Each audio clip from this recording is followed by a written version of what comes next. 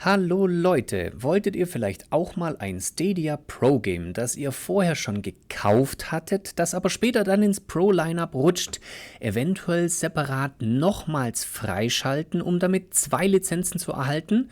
Kann ja manchmal praktisch sein, um zum Beispiel die Lizenzen in der Familiengruppe zu sharen, und wie das geht und warum das wirklich sinnvoll ist, verrate ich euch am Beispiel von Darkside Detective, und ich zeige euch nachher noch, wie ich Cake Bash so freischalten würde.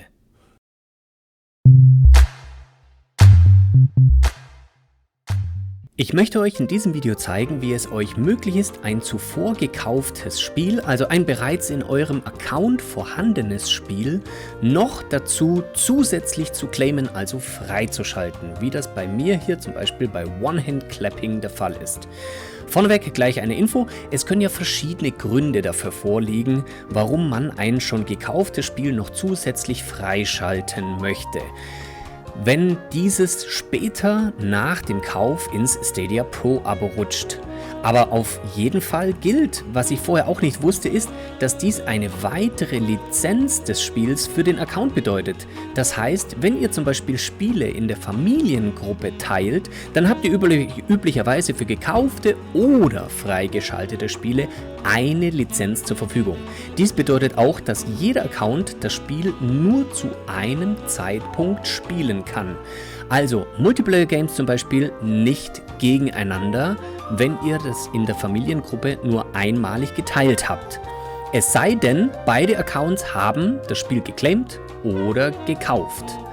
Und in meinem Fall gilt das zum Beispiel für Cake Bash. Ich habe das Spiel nur gekauft, möchte es jetzt aber zusätzlich freischalten, um es in der Familiengruppe doppelt teilen zu können und gegeneinander zu zocken.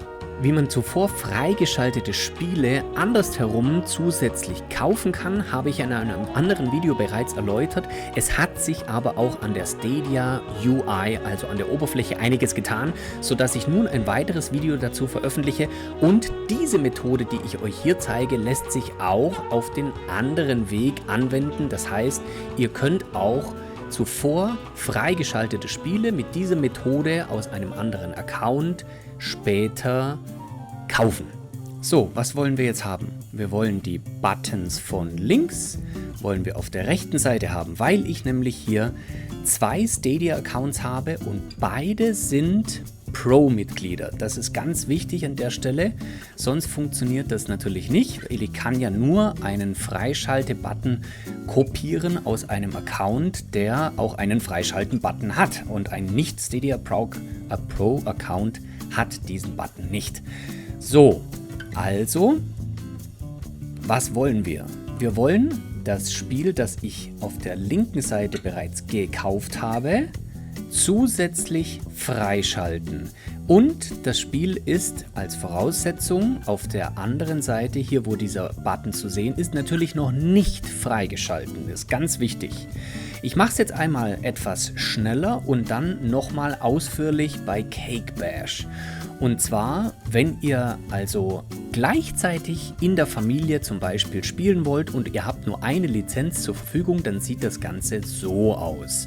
Aber wir wollen ja gleichzeitig zum Beispiel Cake Bash spielen oder auch Casey and the Wild Masks. Das kann man zwar nicht im Multiplayer spielen, aber man kann es alleine spielen. So, wie funktioniert das? Wir gehen hier auf Stelle untersuchen.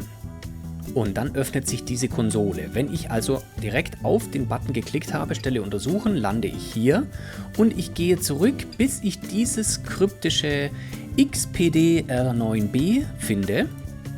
Und das markiere ich mit der rechten Maustaste wiederum und sage als HTML bearbeiten.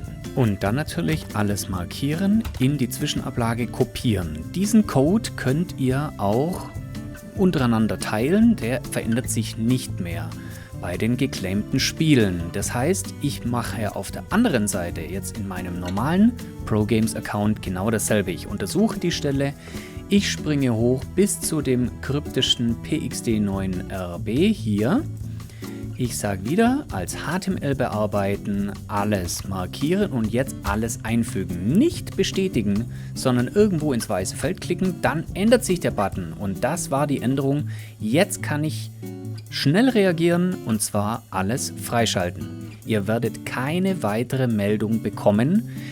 Das war's. Dieses kurze Ladezeichen ist die Bestätigung dafür, weil jetzt könnt ihr es auch ausprobieren. Ihr könnt jetzt das Spiel mit 2 Lizenzen gemeinsam spielen. Ich werde euch gleich noch zeigen, wie ich jetzt Cake Bash freischalte in aller Ausführlichkeit. Aber davor wollte ich euch fragen, ob euch das Video bis hierhin gefallen hat. Wenn ja, dann lasst mir einen Daumen hoch da oder abonniert meinen Kanal, wenn noch nicht geschehen. Normalerweise zocke ich mit euch zusammen, aber in nächster Zeit habe ich noch ein paar weitere Stadia Hintergrundvideos geplant. Also aktiviert die Glocke, um von YouTube informiert zu werden, wann immer es neuen Content von mir gibt. So, ich habe jetzt Cake Bash geöffnet. Auf die gleiche Art und Weise werde ich jetzt nochmals ausführlich das Spiel freischalten, das ich bereits gekauft habe. Auf der linken Seite ist wie gesagt mein normaler Stadia Pro Account. Auf der rechten Seite ist ein Pro Account, der das Spiel noch nicht freigeschaltet hat, von dem aus ich den Button Code kopiere. Den könnt ihr von jedem anderen Pro-Account kopieren, der verändert sich auch nicht, das heißt, den könnt ihr euch auch per E-Mail zuschicken lassen oder auf irgendeine andere Art und Weise. Natürlich macht es nur Sinn, wenn der andere Pro-Account das Spiel noch nicht freigeschalten hat, das ist normalerweise immer so zum Monatsanfang der Fall. Das heißt, wenn ihr schon ein Spiel gekauft habt, ihr wisst, dass das ins Stadia Pro Line abrutscht, dann schaltet euch doch lieber schnell mit euren Freunden kurz, die auch Stadia Pro haben, oder fragt im Cloudplay Discord nach. Der Link dazu befindet sich in der Videobeschreibung. So, und jetzt untersuche ich diesen Freischalten-Button mit der rechten Maustaste drauf. Ich springe hoch zu diesem Class-Text und gehe hier auch mit der rechten Maustaste drauf. Ich sage HTML bearbeiten und dann nur noch alles kopieren. Diesen Text könntet ihr, wie gesagt, auch per E-Mail verschicken oder auf eine andere Art und Weise. Und dann muss es einigermaßen flott gehen. Ich lade deshalb diese Seite nochmals neu, nur zur Sicherheit, weil bei Stadia früher die Seite einen Reload hatte und dann war es mit dem Code nicht ganz so eindeutig, aber wenn ihr die gerade neu geladen habt, kann nichts passieren. Hier drückt ihr wieder auf den Button auf Untersuchen, rechte Maustaste. Dann hochspringen zu dem Class-Text, der gleiche wie auf der anderen Seite, wieder rechte Maustaste als HTML bearbeiten.